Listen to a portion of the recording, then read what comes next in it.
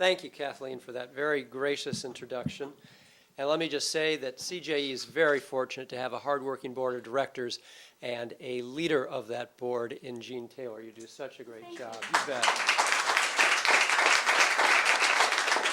And Cesar, we're fortunate to have you at the helm. Truly, yes. You're doing a great job. And then, of course, we all know you never want to get between Kathleen Russell and her passion. It's a dangerous place to be.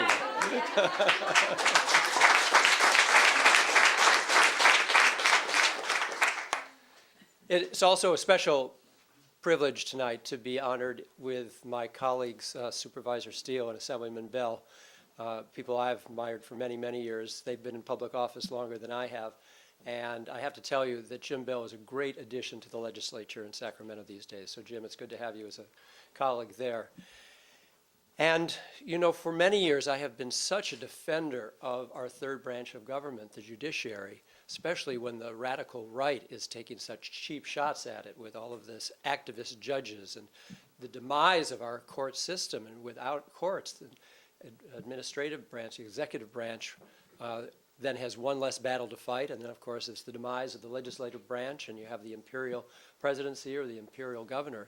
So I'm a longtime defender of our judiciary, but of course our judiciary, if it is not transparent in its operations and it is not accountable to the public and there is no oversight, can be as dangerous as no judiciary at all.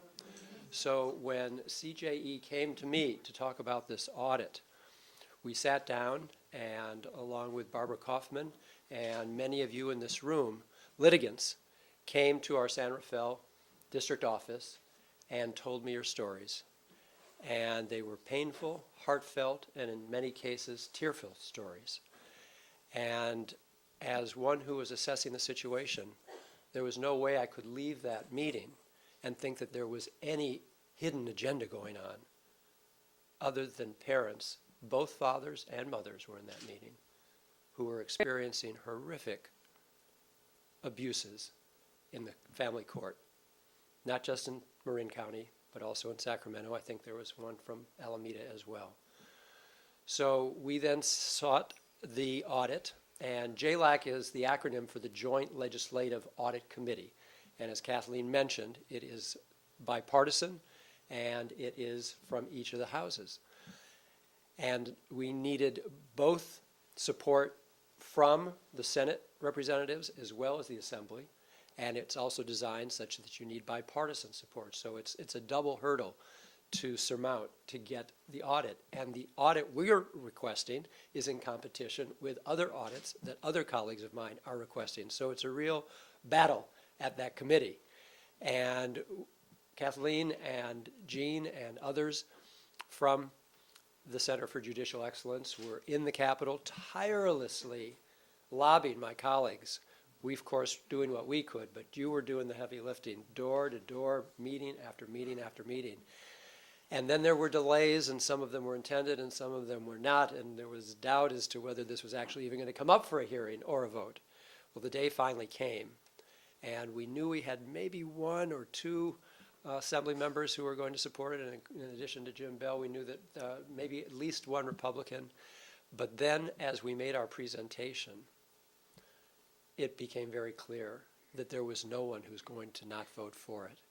The testimony was so compelling, and who would want it to be on record that they did not support merely gathering more information to see if, in fact, these horrific stories that were impacting California's children were true.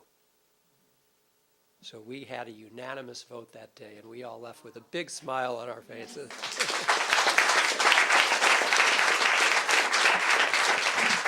So let me thank you for leading the way and for bringing this issue to the forefront, and that I will be with you side by side so that we can get to the real heart of this and raise the stature and the integrity of our family court system to the level that we know it not only should be, but must be.